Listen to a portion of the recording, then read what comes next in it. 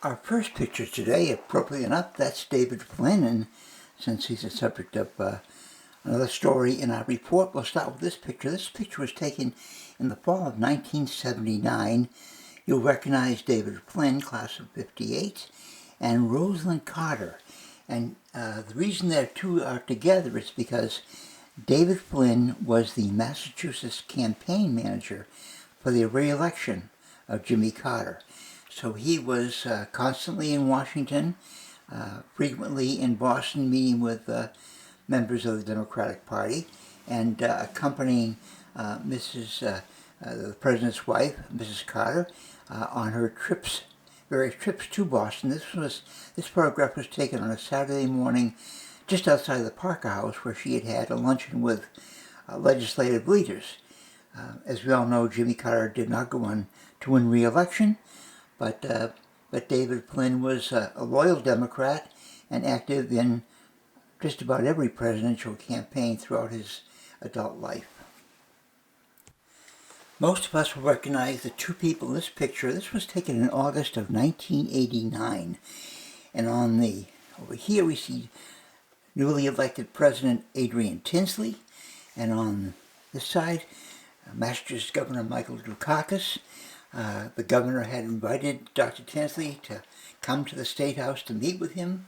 She had just started a few weeks earlier as the president of Bridgewater State University, Bridgewater State College at the time, and he was very instrumental in the effort to bring Dr. Tinsley to Bridgewater. By the way, mentioning Dave Flynn was in the cabinet of Mike Dukakis in the Office of Administration and Finance. He and Mike Dukakis had a long friendship, and in fact, when David retired from state government in 2011, Mike Dukakis came to Bridgewater to attend a fundraiser in celebration in honor of Dave's long service to the Commonwealth of Massachusetts. This is such an important and interesting picture of our first, what we believe is our first African-American graduate, Sarah Ann Lewis. She entered the school, which was then Bridgewater State Normal School, on February 19th, 1867. She entered the two-year program. She graduated in 1869 and continued on to teach in her hometown of Fall River. There's so many interesting aspects to the life of Sarah Ann Lewis. Certainly one of the most interesting from the university's perspective is that for many years we did not know that she existed. For a good long time we believed that our first African-American graduate was in 1912, and then suddenly we found out that was not true, that we had a much earlier graduate who was African-American. And it was discovered by Dr. Thomas Turner, Professor Emeritus of History, and just purely by accident did Dr. Turner discover it. He was doing research on what is a monumental book, A History of the University. It was published in 2010. And in the mid-2000s, he was in the Maxwell Library doing research for this history that he was writing. And as he told me the story, he was up in the Special Collections area with Mrs. Maybelle Bates, the Special Collections librarian. And he said he took a break for lunch, and he was sitting down at a desk, and there were some books nearby, and one of them happened to be, he noticed, was a photo album. And he opened the album, and there were pictures of students. Now, the pictures were pasted into the book because in the 19th century, it was impossible to print a picture in a book. Technically, it was impossible. Technically impossible. So pictures that we had were pasted. They were photographs taken and then pasted into books. And so Dr. Turner was just casually leafing through the pages, and he came across this photograph of Sarah Ann Lewis, and he did research after that to confirm her identity and her background.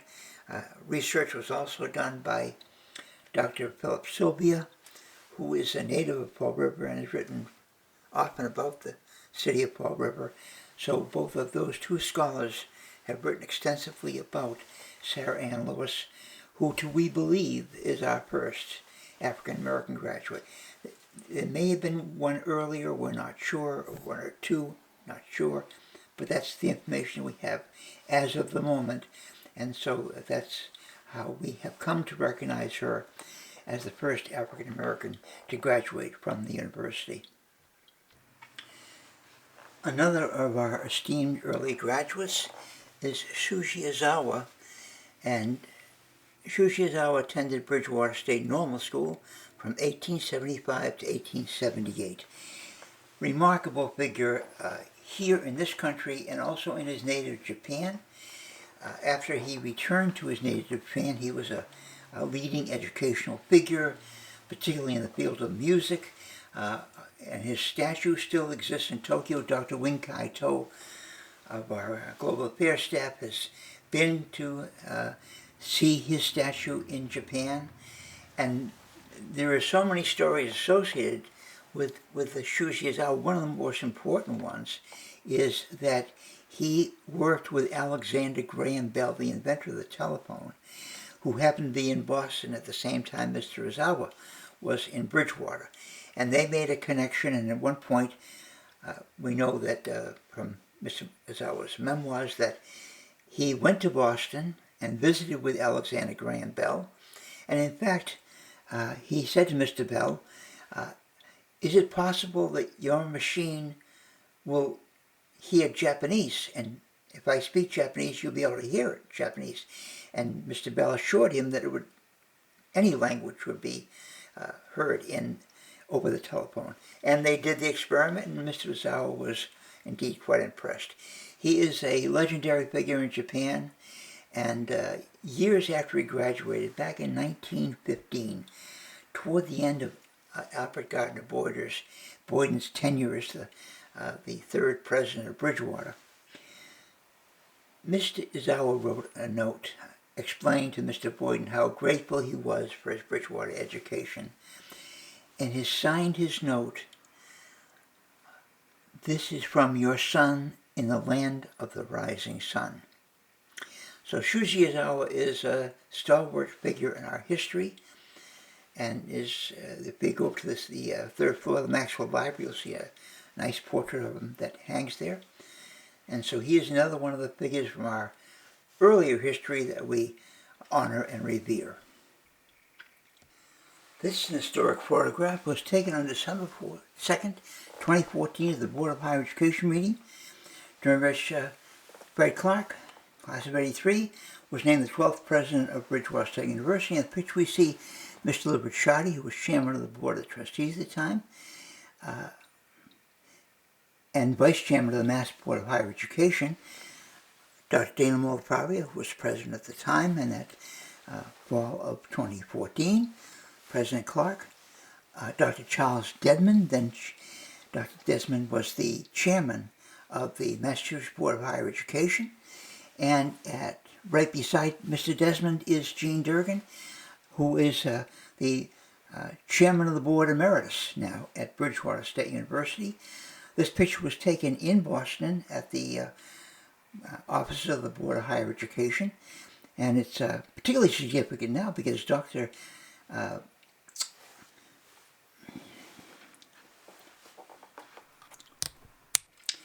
This is a picture of historical significance. It was taken on December 2nd, 2014 in Boston at the offices of the Board of Higher Education, and at that occasion Fred Clark was officially appointed the 12th president of Bridgewater State University.